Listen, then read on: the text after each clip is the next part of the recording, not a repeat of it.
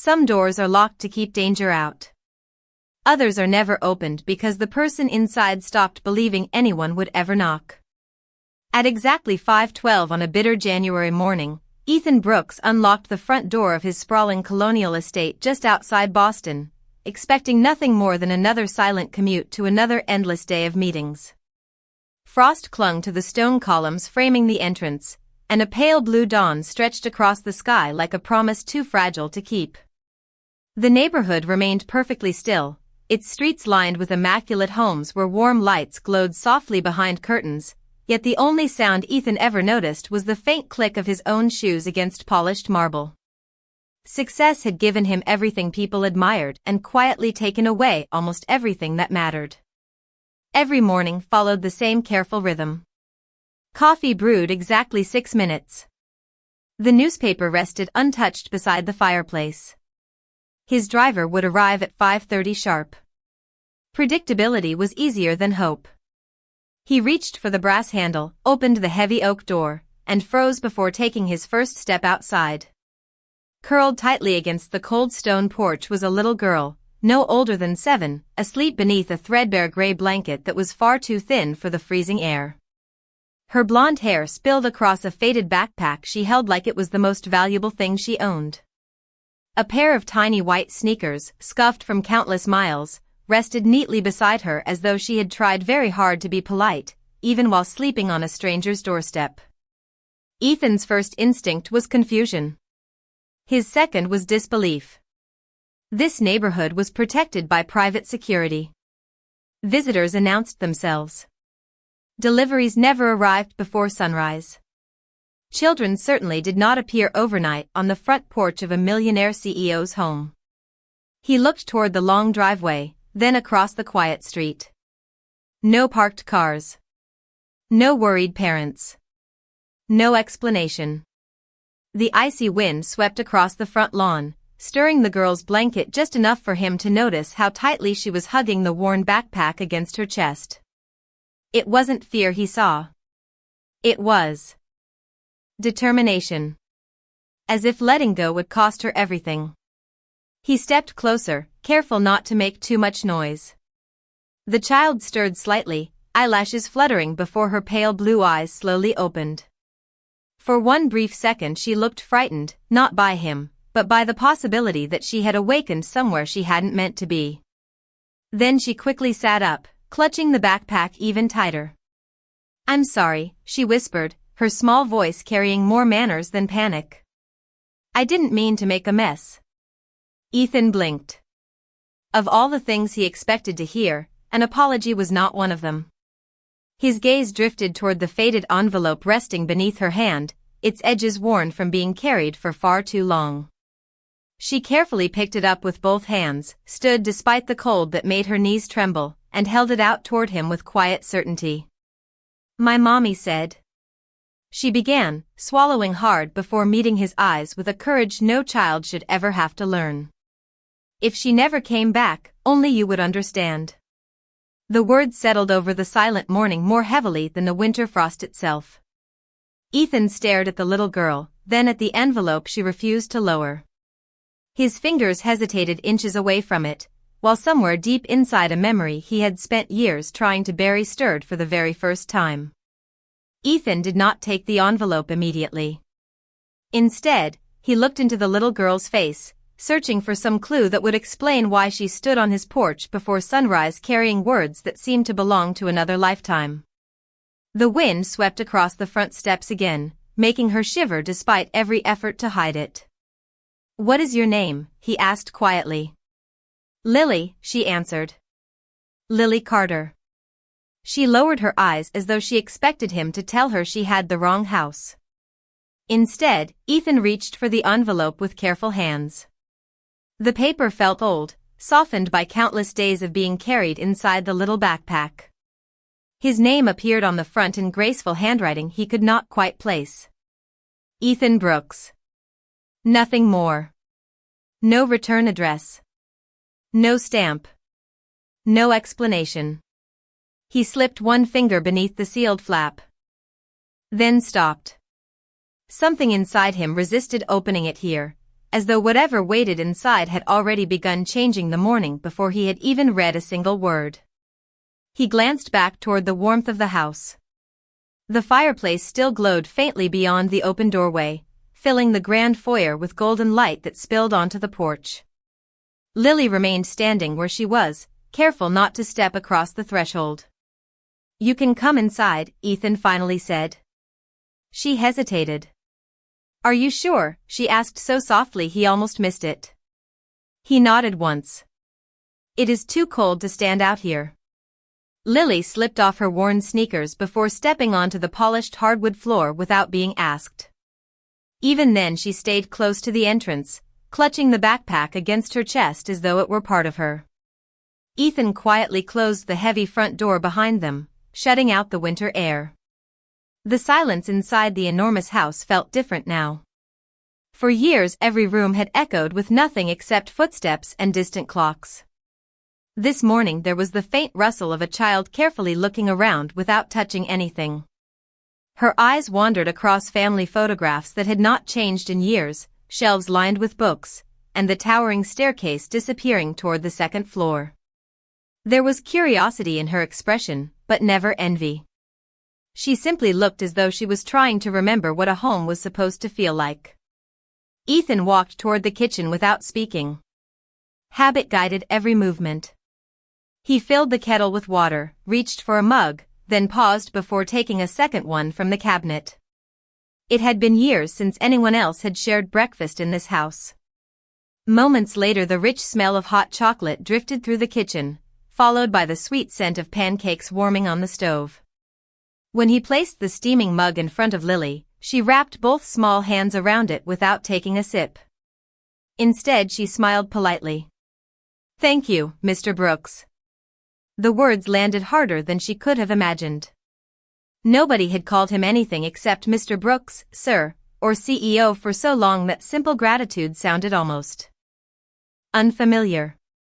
He noticed she waited until he sat down before touching the food. Even then she only took tiny bites, as though worried there might not be enough left later.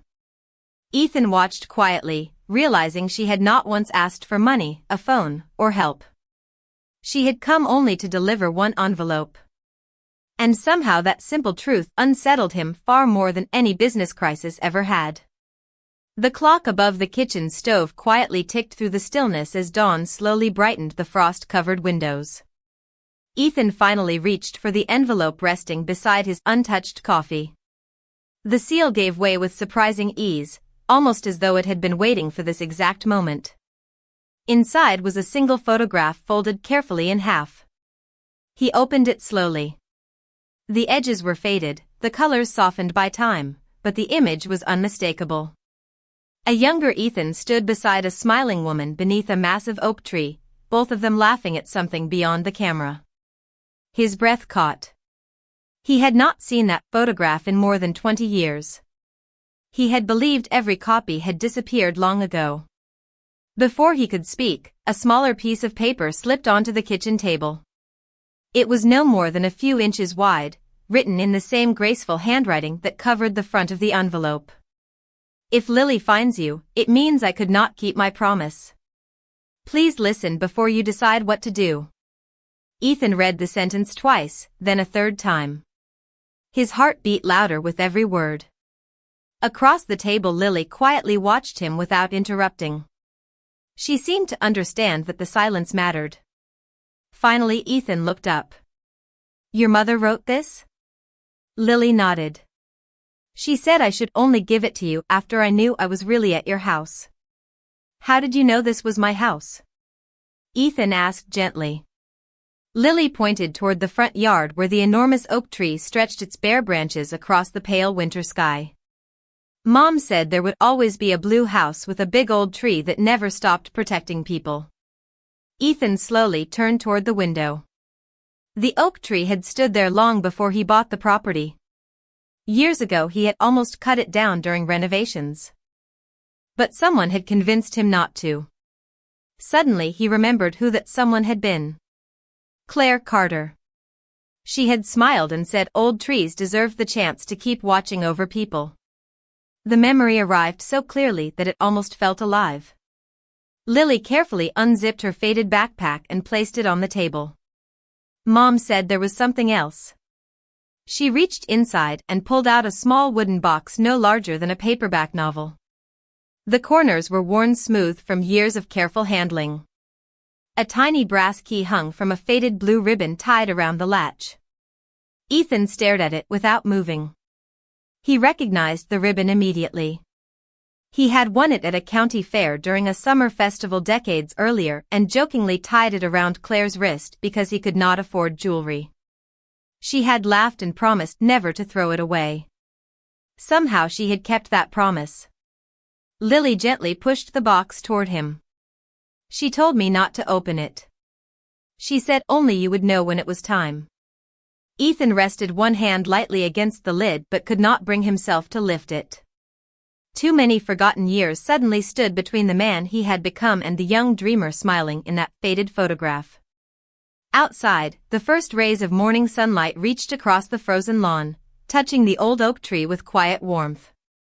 Inside the kitchen, for the first time in longer than Ethan could remember, the past was no longer a memory.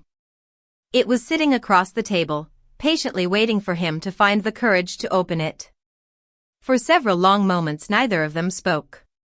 The small wooden box rested between them like a bridge built across 2 decades of silence. Ethan slowly wrapped his fingers around it, surprised by how familiar the smooth wood felt beneath his hand.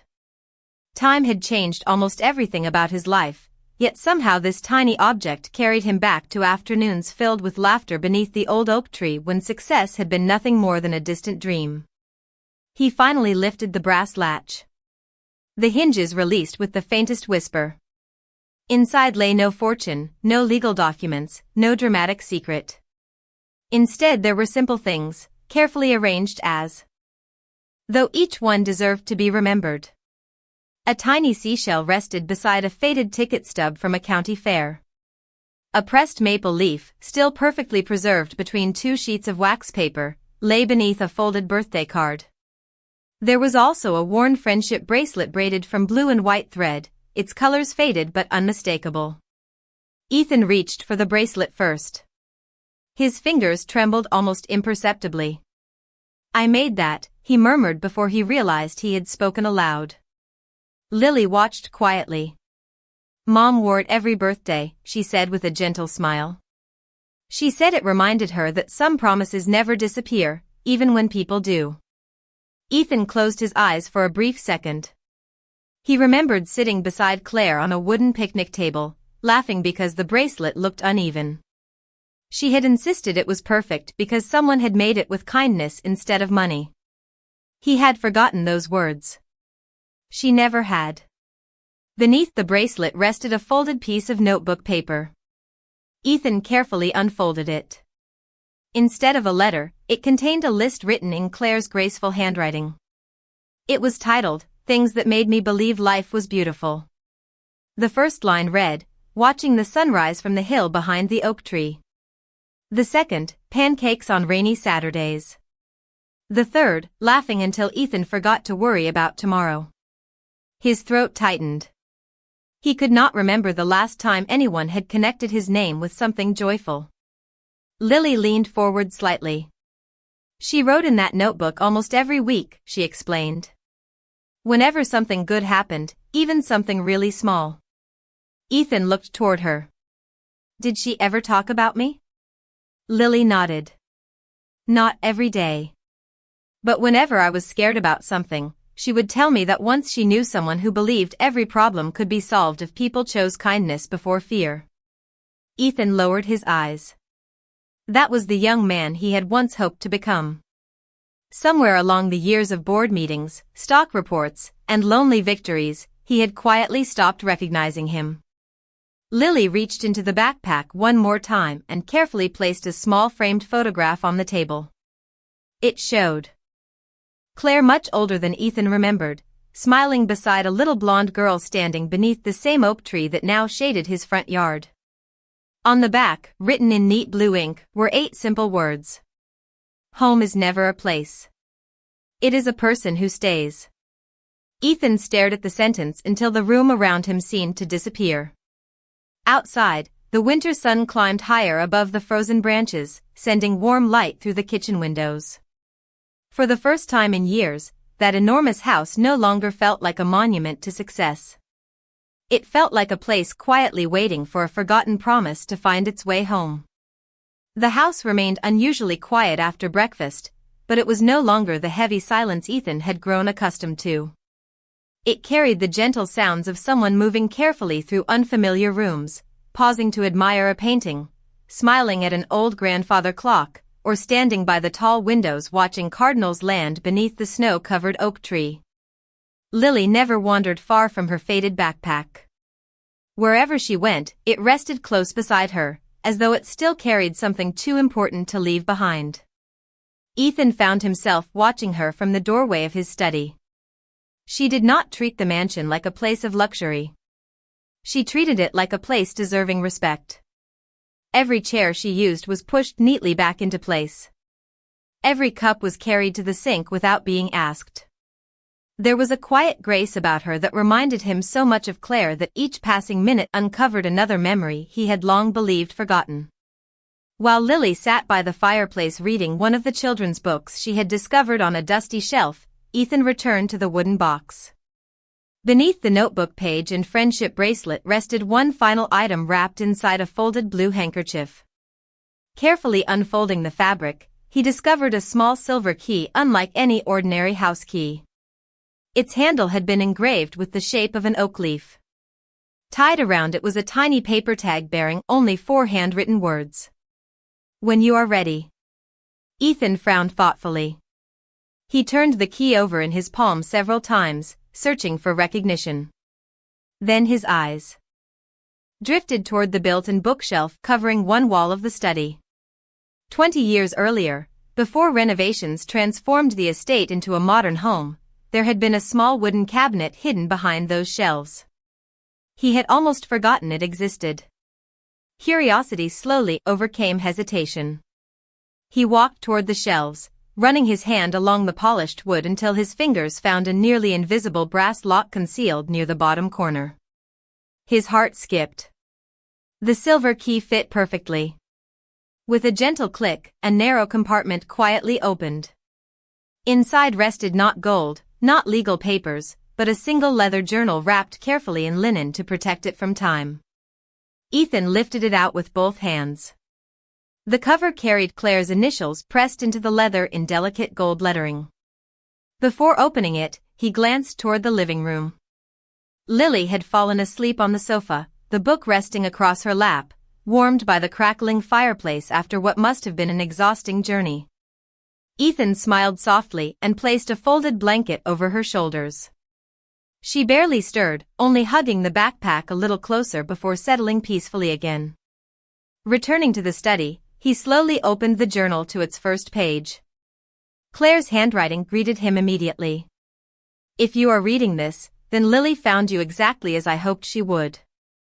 I prayed that one day she would know the version of you that the world never had the chance to see." Ethan stopped reading. A lump formed in his throat as he looked back toward the sleeping child. For years he had believed he had built a life defined by achievement. Yet a woman he had not seen in decades had remembered something far more valuable than his success. She had remembered his kindness. And somehow, after all those years, she still trusted it enough to place her greatest treasure at his front door.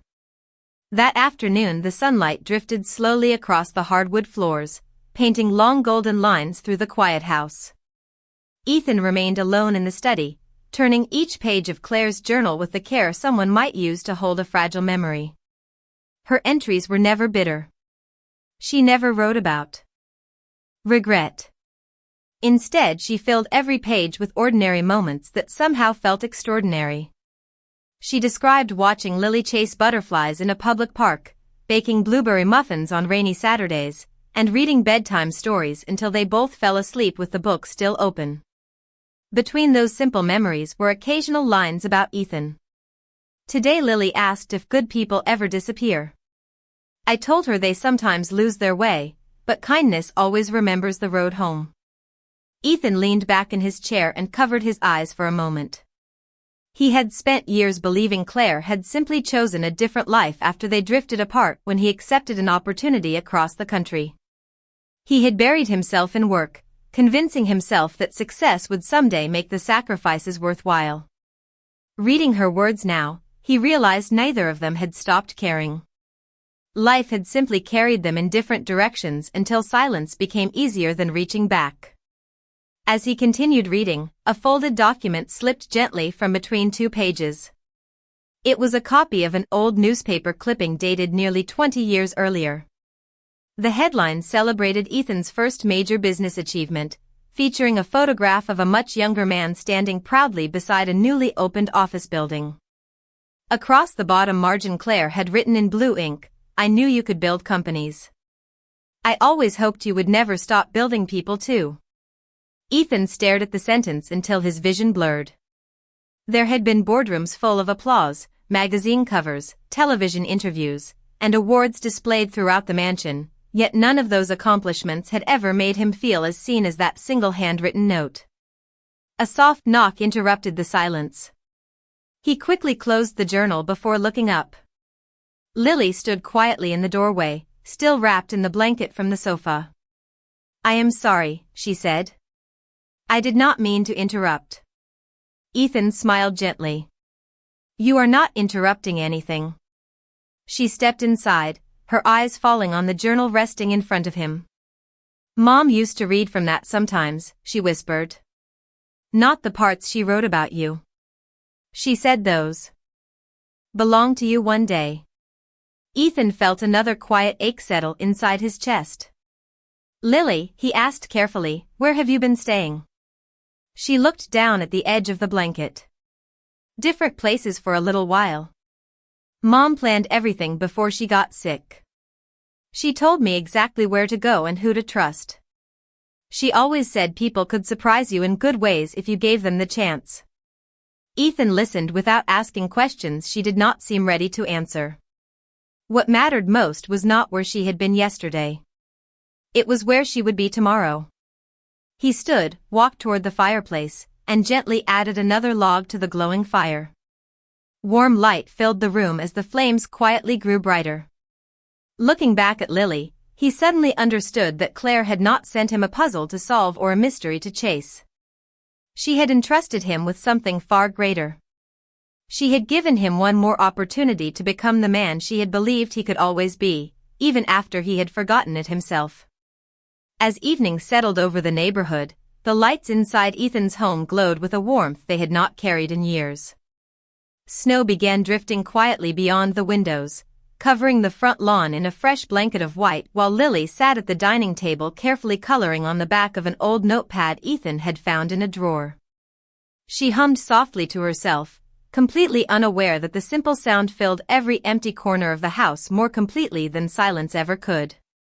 Ethan stood nearby, watching without letting her notice. He had canceled every meeting on his calendar for the following day, something his executive assistant insisted had never happened before. For the first time in decades, quarterly reports, investor calls, and business headlines no longer seemed like the most important things waiting for him in the morning. His thoughts remained fixed on Claire's journal and the quiet promise hidden between every page. Then the peaceful evening was interrupted by the ringing of the front gate intercom. Ethan frowned. Visitors almost never arrived without notice. He walked to the security monitor and pressed the speaker button. A neatly dressed middle-aged man stood outside the gate holding a leather briefcase beneath the falling snow. "Good evening, Mr. Brooks," the stranger said politely. "My name is Daniel Mercer. I apologize for arriving unexpectedly, but I have been searching for a little girl named Lily Carter." Ethan's expression remained calm, though every instinct sharpened at once. "Why are you looking for her?" Daniel hesitated before answering. "I knew Claire. She asked me to deliver some documents if I was ever able to locate Lily." Ethan remained silent for several seconds before unlocking the gate remotely. A few minutes later Daniel stepped into the living room, removing his coat with respectful caution. His eyes immediately found Lily sitting quietly at the table. The little girl smiled politely. "Hello, Mr. Mercer." The man returned the smile with visible relief. "I am so glad you are safe." Ethan noticed that Lily did not run toward him. She did not appear frightened either. She simply greeted him the way a child would greet someone familiar but not especially close. Daniel carefully opened his briefcase and removed a large sealed envelope together with a small folder. "Claire asked me to keep these until I knew Lily had reached you," he explained. "She believed you would understand how important timing could be." Ethan accepted the envelope but did not open it immediately. "How did Claire know you?" he asked. "We volunteered together at the community library for several years," Daniel answered. After her health began declining, she wanted someone independent to make sure Lily reached the person she trusted most. Ethan glanced toward Lily, who quietly continued coloring while listening to every word. Daniel lowered his voice. "She never spoke about wealth. She never mentioned your company. Whenever she talked about you, she only said one thing. If life ever becomes too heavy for my daughter, there is one man who once carried hope even when he had almost nothing himself." Ethan felt those words settle deeply inside him. They carried no accusation, only faith. Before leaving, Daniel placed one final object on the coffee table. It was a folded street map with a small blue star carefully marked in ink. "Claire asked me to tell you this only after Lily arrived safely," he said gently. "The blue star marks the hill where the two of you planted an acorn all those years ago. She visited it every spring. She hoped someday you might too." After the front door quietly closed behind him, Ethan unfolded the map with trembling hands while Lily looked up from her drawing and smiled. "Mom always said that some journeys do not end where people say goodbye," she whispered. "Sometimes they begin where someone decides to come back." The next morning arrived wrapped in quiet snowfall, the kind that softened rooftops and muffled every sound except the steady crunch of footsteps. Ethan and Lily drove together through the peaceful streets just after sunrise, following the faded map Claire had left behind. Lily sat beside him wearing a warm navy winter coat that Ethan had purchased the evening before, though she still insisted on carrying the old backpack across her lap. She smiled when she noticed him glance at it. "Mom said some things only look ordinary until you know their story." Ethan smiled back. "I think your mother was right about a lot of things." Nearly 30 minutes later they reached a small hill overlooking a frozen pond at the edge of an old public park. There were no crowds, only snow-covered benches and towering oak trees standing quietly against the pale morning sky. Ethan parked beside the narrow walking trail and unfolded the map one last time. The blue star matched the place perfectly. They walked slowly together until Lily suddenly stopped. "There," she whispered. Beneath one enormous oak tree rested a simple wooden bench dusted with fresh snow. Carved into one corner were two initials enclosed inside a tiny heart. EB and CC. Ethan reached out almost instinctively, brushing away the snow with the palm of his glove. He remembered carving those letters with a pocketknife while Claire laughed because the heart looked crooked. She had told him imperfect things lasted longer because people remembered them. He had forgotten. The tree had not. Lily carefully stepped closer before reaching into her backpack. From a small side pocket she removed a folded envelope unlike any Ethan had seen before. Across the front, in Claire's familiar handwriting, were the words, "Open this only beneath our tree." Ethan slowly opened it, his heartbeat echoing in the quiet winter air. Inside was a single handwritten letter.